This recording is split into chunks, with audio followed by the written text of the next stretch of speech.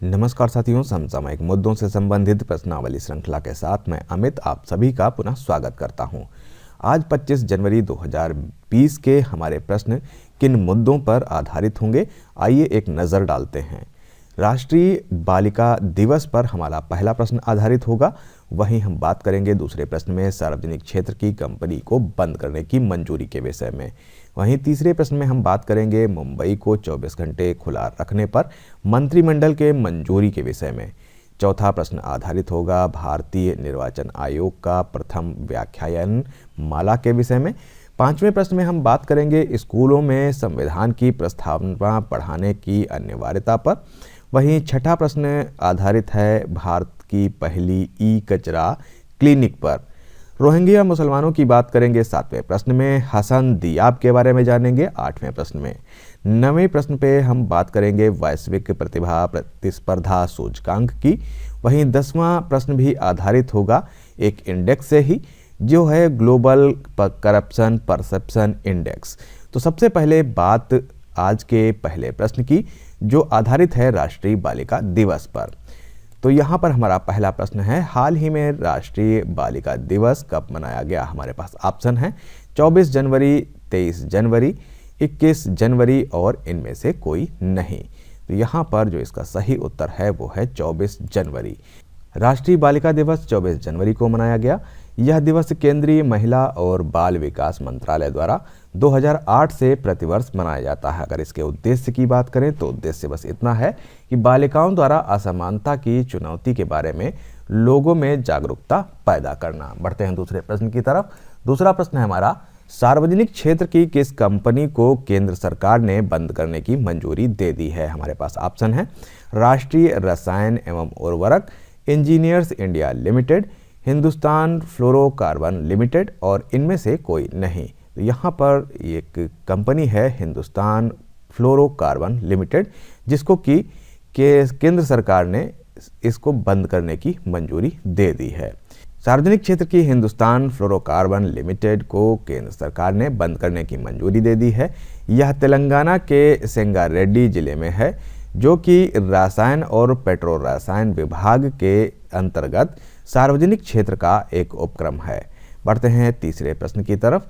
तीसरा प्रश्न है हमारा, हाल ही में महाराष्ट्र मंत्रिमंडल ने मुंबई को 24 घंटे खुले रखने के प्रस्ताव को मंजूरी दी है।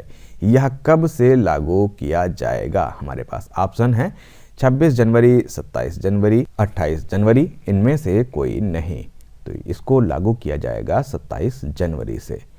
महाराष्ट्र मंत्रिमंडल ने मुंबई को 24 घंटे खुले रखने के प्रस्ताव को मंजूरी दे दी है। यह 27 जनवरी से लागू किया जाएगा। इसके अंतर्गत उत्पाद शुल्क नियमों में कोई छूट नहीं दी गई है।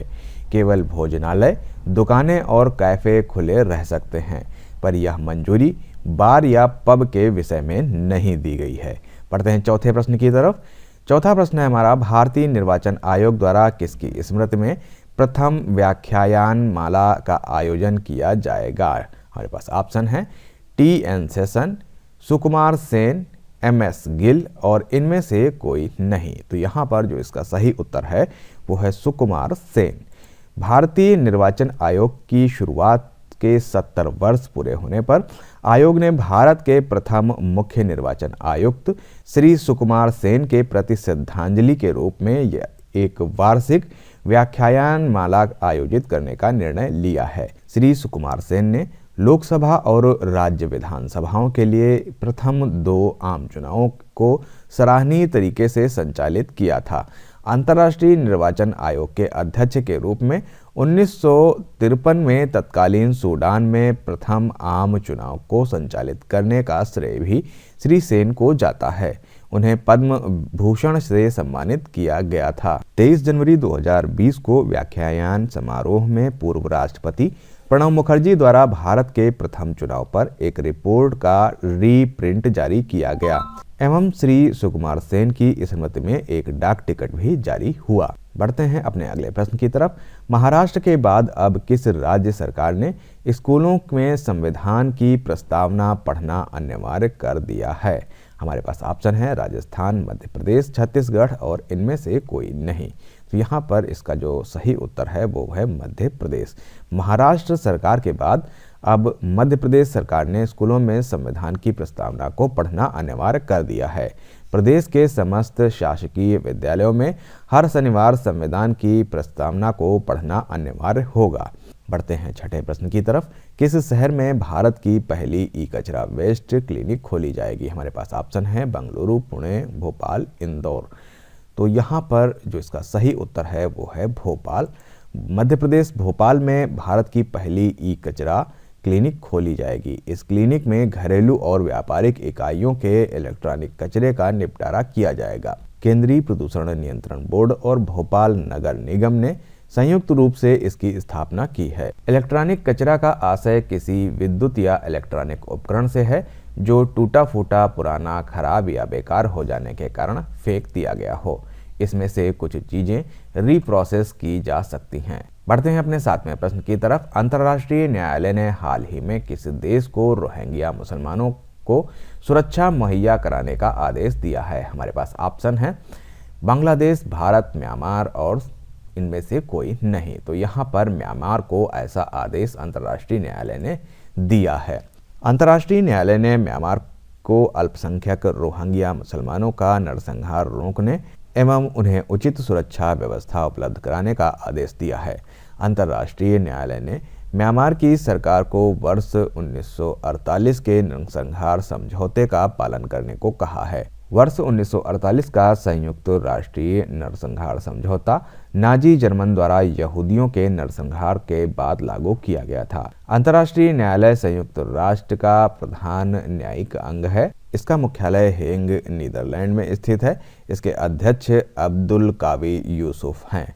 बढ़ते हैं अपने 8वें प्रश्न की तरफ। हसन दियाब को हाल ही में किस देश का प्रधानमंत्री चुना गया है? हमारे पास ऑप्शन है यमन, ओमान, लेबनान और इनमें से कोई नहीं। तो यहाँ पर हसन दियाब को लेबनान का प्रधानमंत्री चुना गया है। पिछले वर्ष भ्रष्टाचार व अप्रबंधन के कारण लेबनान में भारी प्रदर्शन हुए थे, जिसके कारण अक्टूबर 2019 में प्रधानमंत्री साद अल हरीरी को इस्तीफा देना पड़ा था। लेबनान के राष्ट्रपति मिचेल ओन हैं। लेबनान की राजधानी की बात करें तो वह है बरूत और मुद्रा की बात करें तो है वह लेबनान पाउंड। हमारा 9वां प्रश्न है वैश्विक प्रतिभा प्रतिस्पर्धा सूचकांक यानी कि ग्लोबल टैलेंट कॉम्पिटिटिव इंडेक्स में भारत को कौन सा स्थान प्राप्त हुआ है? हमारे पास ऑप्शन है 70वां स्थान, 71वां स्थान, 72वां स्थान और 55वां स्थान। तो यहाँ पर ऑप्शन सी यानी कि 72वां स्थान भारत को प्राप्त हुआ है। वैश्विक प्रतिभा स्पर्धा सूचकांक यानी कि ग्लोबल टैलेंट कॉम्पिटिटिव इंडेक्स में भारत को 72वां स्थान प्राप्त हुआ है। पिछले वर्ष भारत 80वें स्थान पर था। इंसीड बिजनेस स्कूल ने गूगल तथा अकेडो ग्रुप की सहायता से तैयार किए गए इस इंडेक्स को विश्व आर्थिक फोरम की वार्षिक बैठक में जारी किया। इस सूचकांक के द्वारा यह मापा जाता है कि देश तथा शहर किस प्रकार की प्रतिभा का विकास करते हैं, उन्हें आकर्षित करते हैं तथा उन्हें रोके रखने के लिए कितना कामयाब होते हैं। इस सूचकांक में 132 देशों को शामिल किया गया है। इस सूची में स्विट्जरलैंड सबसे शीर्ष पर रहा है तथा उसके बाद अमेरिका और सिंगापुर का स्थान है। बढ़ते हैं अपने इस सेगमेंट के अंतिम और 10वें प्रश्न पर। ग्लोबल करप्शन परसेप्शन इंडेक्स यानी कि वैश्विक भ्रष्टाचार धारणा सूचकांक 2019 में भारत को कौन सा स्थान प्राप्त हुआ है? हमारे पास ऑप्शन है 80वां स्थान, 78वां स्थान, 74वां स्थान, 71वां स्थान। तो यहाँ पर भारत को प्राप्त हुआ है 80वां स्थान। ग्लोबल करप्शन परसेप्शन इंडेक्स यानी कि वैश्विक भ्रष्टाचार धारणा सूचकांक 2019 में भारत ने 41 स्कोर के साथ 80वां स्थान प्राप्त किया है। 2018 में भारत की रैंकिंग 78वीं थी और स्कोर 41 ही था। भारत के स्कोर में कोई सुधार इस वर्ष भी नहीं हुआ है। इसमें शीर्ष स्थान पर डेनमार्क, दूसरे पर न्यूजीलैंड, फिनलैंड को तीसरा स्थान प्राप्त हुआ है। भारत के साथ साथ चीन, घाना, बेनिन और मोरक्को का भी स्कोर 41 है। पाकिस्तान की रैंकिंग के बारे में बात करें तो 120 रही है। यह ज़्यादा भ्रष्टाचार को दर्शाता है। यह इंडेक्स वैश्विक स्तर पर भ्रष्टाचार का आकलन करने वाली संस्था ट्रांसपेरेंसी इंटरनेशनल द्वारा जारी किया जाता है। यह 180 देशों का इंडेक्स है। इस इंडेक्स में 0 से 100 के पैमाने का उपयोग किया जाता है, जहां 0 का अर्थ है अधिक भ्रष्टाचार, वहीं 100 का अर्थ है भ्रष्टाचार मुक्त।